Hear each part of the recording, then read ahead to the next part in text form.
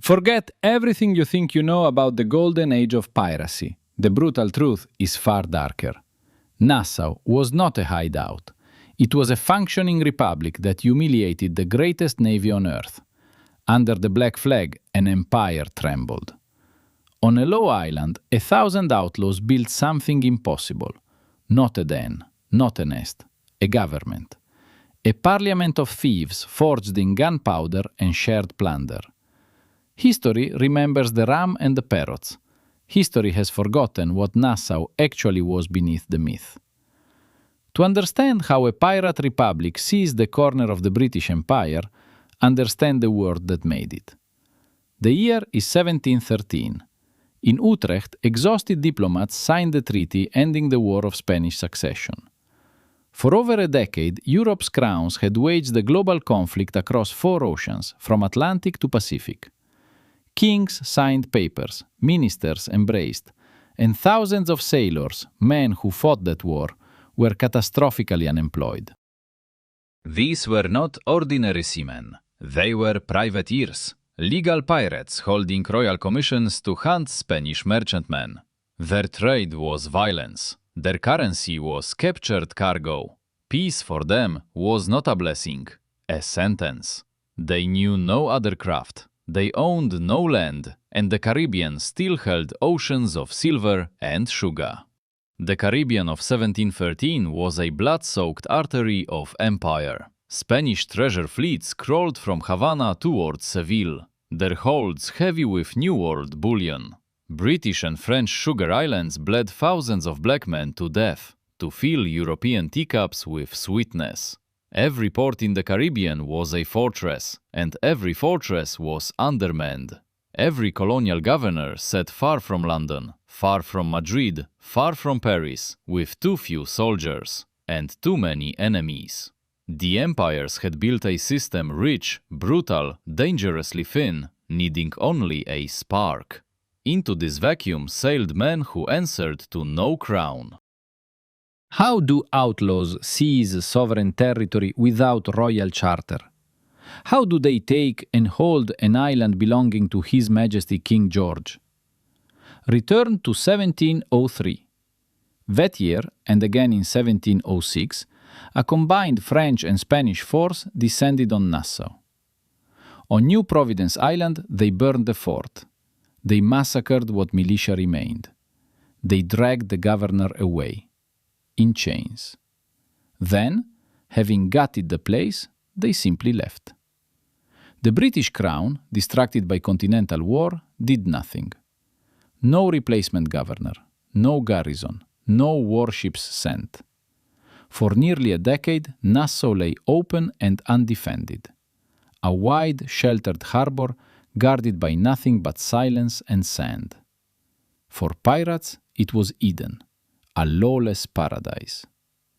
The harbor's mouth was too shallow for large Royal Navy vessels. Small, fast pirate sloops slipped in at will. A wooded ridge shielded the anchorage from the open sea. Fresh water ran clean and abundant on shore. Careening beaches allowed hulls to be scraped and sealed under torchlight, and there was no law here. None. Not a magistrate, not a customs officer, not a single loyal soldier of the king anywhere on the island. In 1713, ink still drying on the Treaty of Utrecht, Benjamin Hornigold arrived at Nassau with hardened men. He did not raid Nassau. He occupied it. Within months, Vane, Jennings, Bellamy and Teach followed his black flag. Names destined to shake 2 continents, arriving in sloops and brigantines, veterans of a dozen brutal naval battles. They came with an idea that free men, if armed and organized, could live outside the reach of kings. What rose from those ashes was no ordinary port.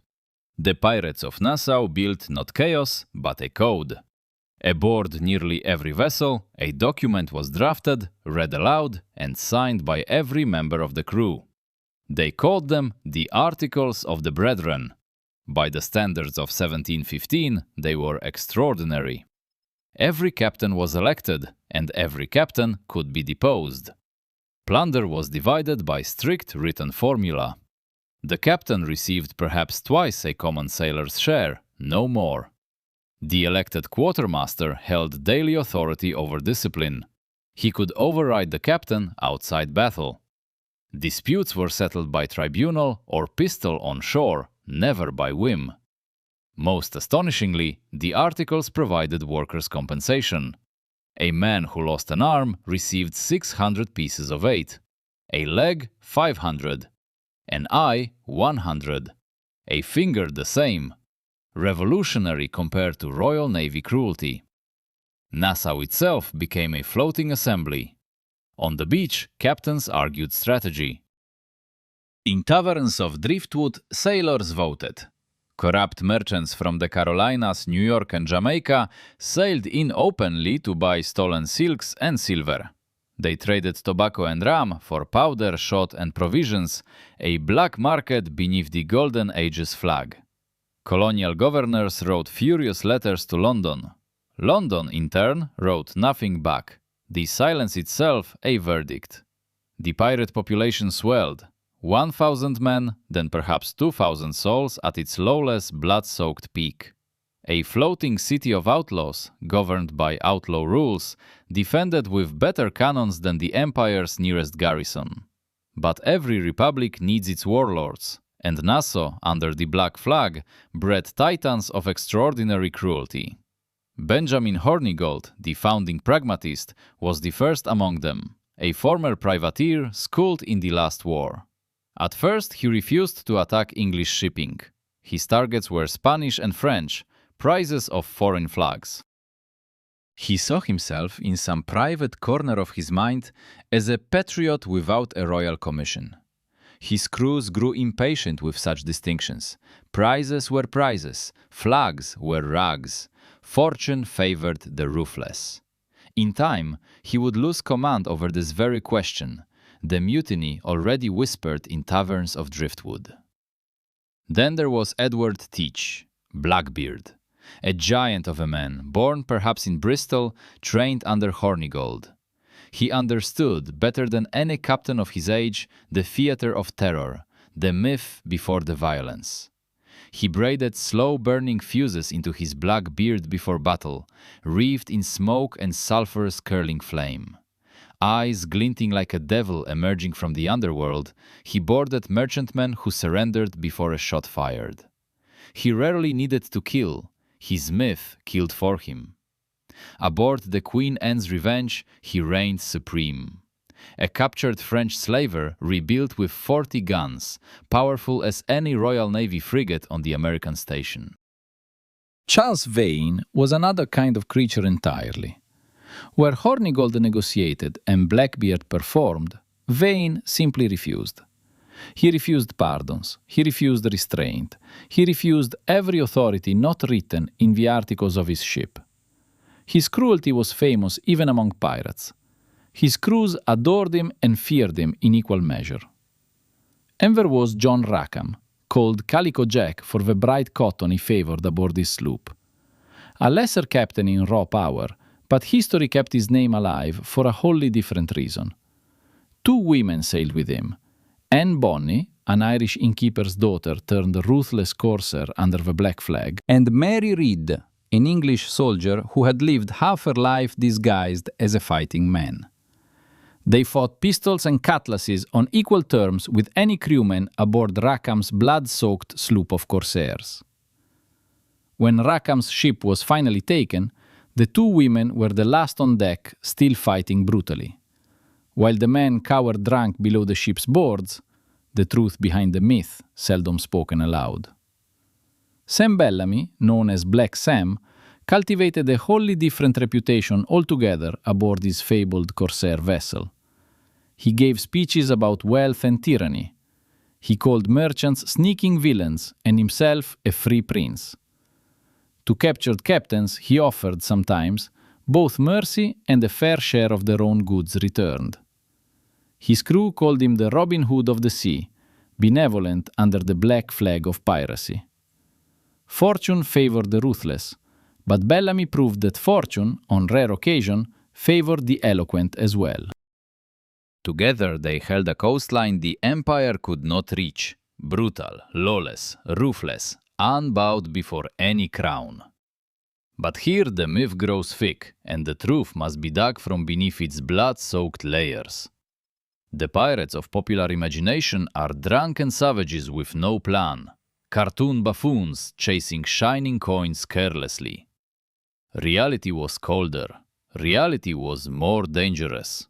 Reality is why London eventually acted under the black flag. Nassau was not chaos. Nassau was, in the language of a later century, a proto-democratic constitution afloat. The articles were not sentimental. They were practical. They kept men alive who had nothing to lose. They distributed risk. They punished cowardice. They compensated injury. And they paid better than any lawful birth.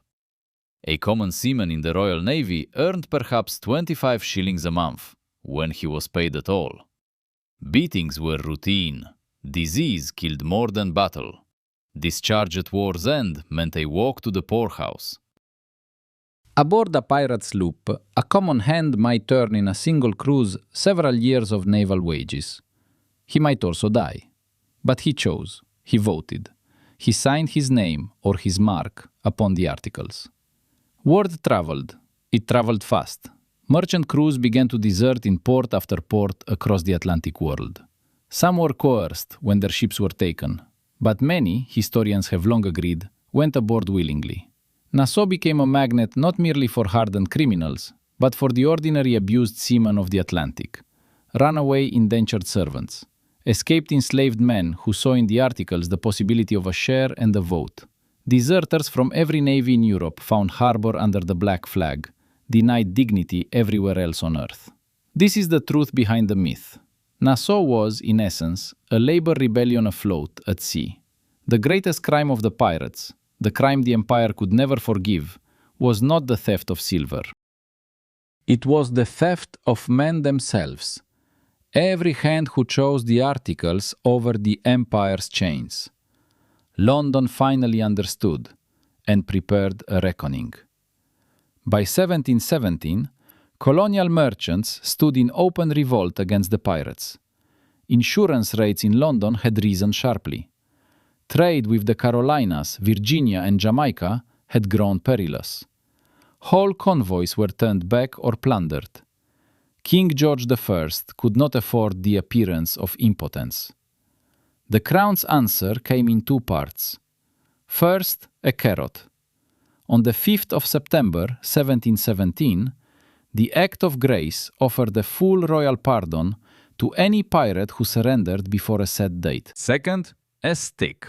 A new governor would be dispatched to Nassau. No bureaucrat, no placeholder, but a soldier. His name was Woodes Rogers, a former privateer who had once circumnavigated the globe under lawful commission. He had raided Spanish galleons for profit. He understood pirates because, in essence, he had once been one. He sailed for Nassau in the summer of 1718. A squadron, a royal commission, hundreds of soldiers.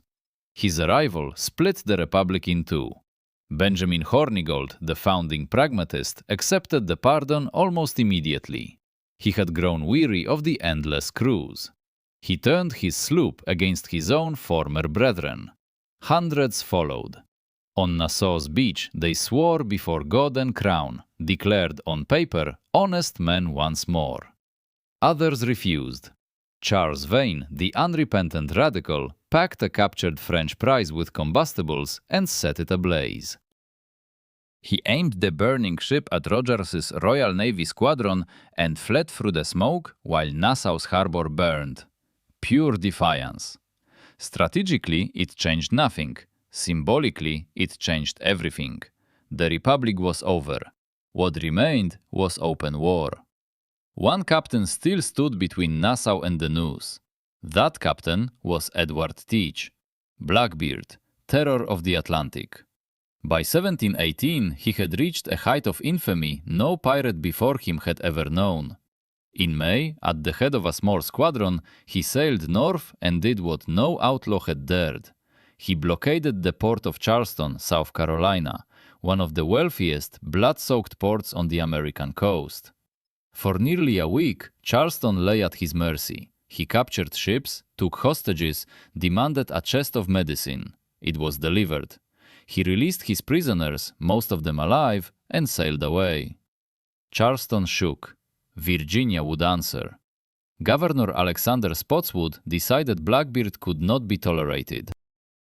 From his own funds, he commissioned 2 Royal Navy sloops.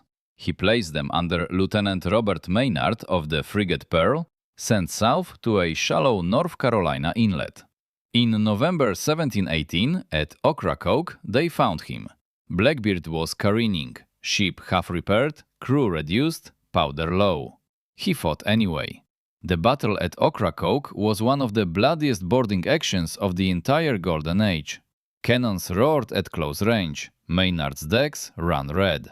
Blackbeard boarded through smoke, cutlass drawn, fortune favoring the ruthless. He took 5 pistol balls and 20 sword cuts before he finally fell to Maynard's blade on the deck. Maynard cut off his head, lashed it to the bowsprit, and sailed home, a corpse on a rope. Vane fared no better. His sloop, driven by a hurricane onto an uncharted island, was wrecked and abandoned. Marooned, he was found months later by a passing captain who recognized him, seized him, delivered him to Jamaica. In March of 1721, he was tried, condemned, and hanged in chains at Port Royal's harbour gallows. His body was left to rot, as a warning to any who might sail under the black flag. Calico Jack Rackham and Bonnie and Mary Read were taken October 1720 of Jamaica by a hunter. Rackham was hanged. Both women, pregnant at their trial, pled verbellis, the ancient right of condemned mothers. Spared from the gallows, Read died of fever in prison. Bonnie simply vanished from the historical record entirely. Some say her wealthy Charleston father bought her freedom. Some say she died in obscurity. Records refuse speaking. At Nassau, December 1718, Governor Rogers built gallows on the beach and hanged 10 men who refused pardon. He forced their former shipmates, the pardoned ones, to attend, to watch, and to fully understand it. The republic that defied an empire ended with 10 bodies swinging beneath the governor's flag on the rebuilt fort. The black flag fell, but its meaning refused to die across the blood-soaked ports of the wider Caribbean. What did Nassau leave behind? On the surface, very little. A rebuilt fort, a returned governor, closed chapter. Within a few years, the surviving pirates were scattered or dead, and the sugar trade resumed its bloody rhythm. But beneath the surface, Nassau changed things. Its existence forced London to reconsider how it governed distant colonies. The Royal Navy expanded its Caribbean squadron. Colonial governors gained greater powers and stricter accountability under Crown scrutiny. The Piracy Act of 1721 closed loopholes that let pirates slip between jurisdictions unchecked for decades. Maritime law itself, in quiet corners, absorbed the lessons the outlaws had taught the empire in blood and fire. And the articles, written codes of shared plunder, elected leadership, compensation for the maimed, did not vanish. They lived on, whispered among sailors in every port, aboard merchant crews wondering if the mate's whip could break. When later mutinies erupted aboard the Bounty, the ghost of Nassau's assembly hovered silently in the shadowed background. At Spithead and the Nore in 1797, ordinary sailors demanded written terms and elected their own committees. They walked a path first cut by the Brethren of the Coast, negotiating with officers under formal writ. Popular culture has done to Nassau what it does to every dangerous idea, quietly sanitized and softened it.